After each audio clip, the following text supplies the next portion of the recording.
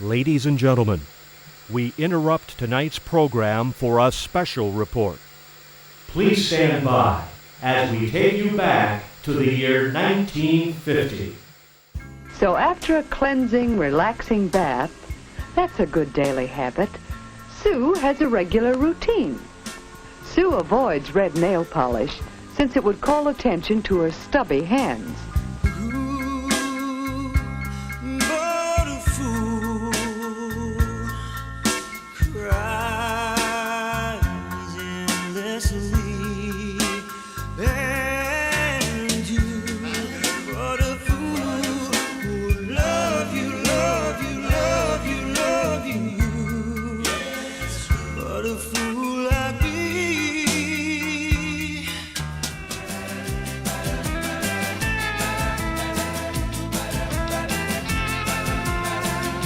Back then, there were no co-ed dorms. In fact, when we arrived on campus, they had me registered in a men's dorm because my name was Daryl. My mother found out, well, let me tell you, that was taken care of right away because there was no way that I was going to be in a male dorm. I lived in Trowbridge my freshman year. We would all go to the beauty shop and have our hair done. And we all looked identical at the end because they would pile it on top of our head very, very high, and it would be in these great big curls, and they would spray it so much that it would feel like if anyone touched it, we had helmets on our head. I came across my student guidebook that was given to all freshmen in the fall of 1962. It says, suits and dressier clothes are needed for church attendance, teas, parties, and dances. However, slacks for women and Bermudas are not worn to classes. I happen to be a member of the student government, so I drafted a proposal saying women should be allowed to wear slacks to class on Fridays. And it passed. I guess you could say that that's my claim to fame here at La Crosse. You've come a long way, baby, to get where you got to today. You've got Virginia Slims now, baby. You've come a long, long way.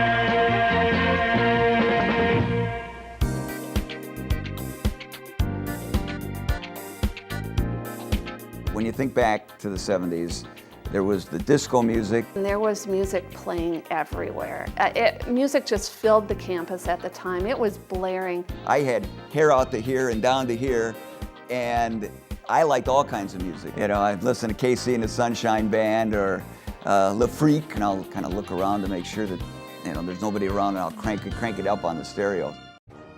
At that time, the marching band was called the Marching Chiefs.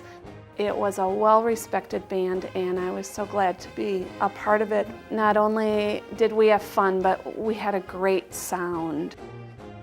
We took a trip to London. One of my favorite memories was marching across the Thames River by Big Ben, playing Beer Barrel Polka and On Wisconsin.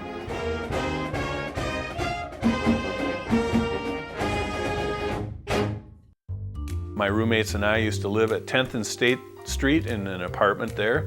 One of the benefits of living in the 10th and State Street neighborhood was Mr. D's Donuts were 1 block away down the alley. We could get hot donuts from the window, and we would do that. And I don't even want to tell you how many dozens we'd get for 4 guys. But all I remember is sitting back in our chair after we were done, like going, oh, I wish we hadn't had that last donut. What were we thinking? But then next week we'd do the same thing again.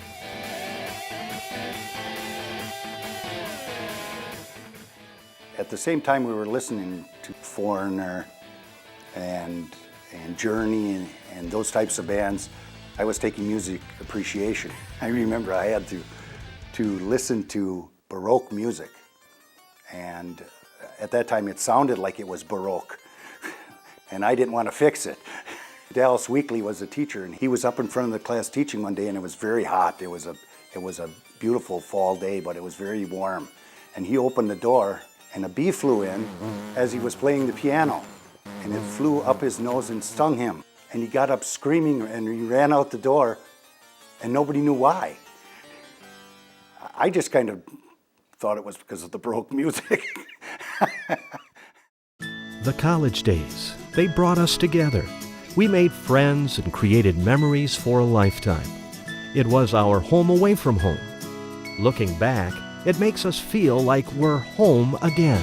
Feels like home again, and I feel right about myself, and I feel free and proud again.